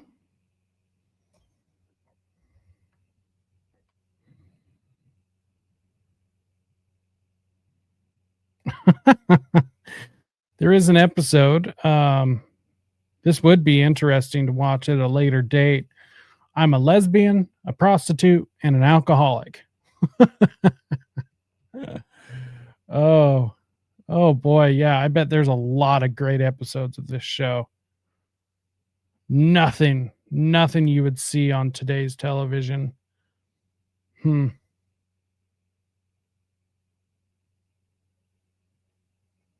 Well, it doesn't look like I can find any veto interviews.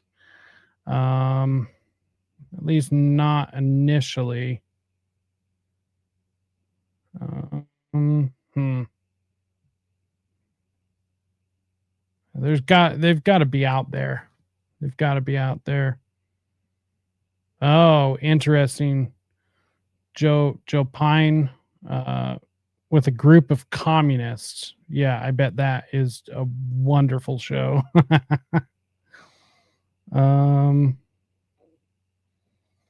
Wife beaters and alcoholics. Yeah, I bet that's interesting. Oh yeah, I'm going to have to look into this more. This looks so entertaining. I see why he was a big hit. Yeah, I don't find any veto, though. I do not see any veto, unfortunately. All right. Well, on that note, let's see. Let's catch up with the chat real quick, and then we will get out of here. So, for anyone, that was part 5 of Inside the LC. So, other than my inability to pronounce certain words and other abilities to not think straight, this late in the evening, which we won't have to worry about next show, which will be Monday. We're not going to say the Sunday anymore. We're going to just say the Monday. We're going to say Monday, 5:30 p.m. Mountain Time, 7:30 p.m. Eastern, which is the next time the Laurel Canyon show will take place. Let's see here. Interesting, Scott. That wouldn't surprise me. Another weird place like that. Slab City. Yeah. Interesting. Taos is also allegedly full of military intelligence people, almost like all of New Mexico. Just watched the series Trainwreck about the Woodstock 99 festival. That's a rabbit hole you should dig into, Jacob. It has MK Ultra written all over it. Yeah, especially how Limp Bizkit is the one that like really set it off and everything, and it was the song Break Stuff. Yeah, I've looked into 99 a little bit. I mean, God, there was some horrible things that happened too after the crowd just like exploded, metaphorically speaking. Yeah, I'll have to make a note of that and look into Woodstock 99. That would be interesting. I watched it after YouTube kept recommending nostalgic 90s stuff, where I found a bunch of home videos of it from a kid. Yeah, you can find a bunch of different stuff. It was incredibly interesting. Yeah, I will take a look into that. The original Woodstock happened by the grace of people working together, and they abominated that the 99 Woodstock, these morons, I hate them all. Yeah, I completely agree. No matter what was going on in the 60s, Woodstock happened because people helped each other. Yeah, that's true. And also the thing is they had like a clear agenda. They had a clear mission. And with 99, it was a money grab. And so they pissed off a bunch of teenagers, because I mean, here's another thing too, is like, for all of the bad that came out of the hippie movement, there was some good, obviously, because I mean, anything that happens in life, especially like that, there are going to be some good things. And they tried to keep ticket prices down as much as possible. They also weren't, not allowing people to drink water because they were charging them $12 a bottle of water, like they were at Woodstock 99, like there was it was a blatant money grab for Woodstock 99, which is one of the massive problems with it. There was a reason behind the original Woodstock, which is probably, I mean, because it was a shit show too. Like there were definite problems with Woodstock, the original. Like there were problems all the way through. If you've ever watched If you ever watched any documentary, there was problems all the way through, but they were still able to put on a show. They still allowed as many people to show up as possible. And, once again, there was still like a clear motive. There was a clear goal for 99 for the original, whereas in 99, it was just all about money, man. It's just all it was. And so it was almost like a disaster waiting to happen. And then also, interesting point bringing up 99, because during the daytime they had like the rock bands and everything, but then later on throughout the night they actually had in one of the airplane hangars, for anyone who doesn't know, it took place at a military base, a decommissioned military base, which is also weird. But in one of the airplane hangars, they would have raves. And, looking into the rave culture, that's also kind of strange. So it's just, the whole thing is weird. So yeah, I think I will look into Woodstock 99. But on that note, I think we will get out of here for the evening. Once again, thank you for tuning in to another episode of Rise to Liberty. I definitely appreciate anytime you guys show up, whether you're watching this live or watching the replay. It definitely means the world to me that you guys show up. So, but what I will say, let's see here. Should have had this pulled up already, but I was too busy chatting, man. Sometimes it's hard to get off of here because I like chatting with you guys so much. I definitely have so much fun, just sitting and bullshitting with you guys sometimes. So it's a little hard to get off of here and keep my mind straight about exactly what I'm doing when I'm doing it. But on that note, make sure and go to my master link, which is allmylinks.com/rise to liberty. It is in the episode description. Also check the episode description for all sorts of other things. I'll make sure and go through, find the videos I used tonight, link them. I'll link the article to Dave's website. Go link to the Laurel Canyon book so you can buy a copy if you don't already have one. I highly recommend you get one if you don't. And make sure and, head on over to risetoliberty.store. Go pick up something for Christmas. I've got hoodies, long sleeve shirts, and all of my shirts, they're all premium. They're all premium cotton. I make sure, and which is why my prices are just a little bit higher, because they're all premium cotton shirts. Most of them are pre-shrunk, but the ones that are not do say on the tag. But yeah, I get the highest quality merch that I possibly can and put it down to the lowest price possible. Same with the water bottles, coffee mugs, all of those things. So feel free to head on over there. I believe, I could be wrong about this, but I believe this Friday or possibly this Saturday is the cutoff for standard shipping. If you order anything and you get standard shipping, Friday or Saturday is the cutoff to get it in time for Christmas. So just, throwing that out there. And also you can head on over to Ko-Fi or over to Buy Me a Coffee and go donate, of which I appreciate. Also have a PayPal, Cash App, or Bitcoin for those people that do that.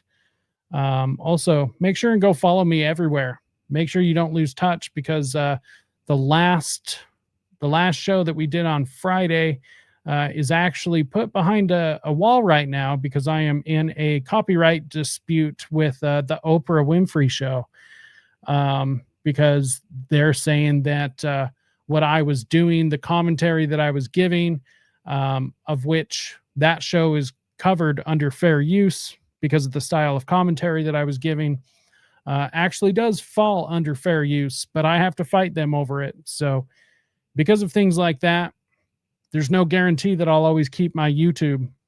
So if you're watching on YouTube, go follow me on Rumble, go follow me on BitChute, Odyssey, all of these places. So just make sure and go follow me more than one place. That way you can stay in contact if I ever do, or I guess when I end up losing my YouTube channel. But I think that's it for tonight. Tomorrow night will be Already Dead, and you can check that out on the No Way Jose podcast or the No Way Jose channel, or the Underclass podcast channel. You can go check that out. And then the next show for this channel for Rise to Liberty will be on Wednesday, 5:30 p.m. Mountain, 7:30 p.m. Eastern. And that will be the next installment of the Satanic Panic is Real. And then will also be Friday. So on that note, I think we're out of here. And until next time, stay free, my friends.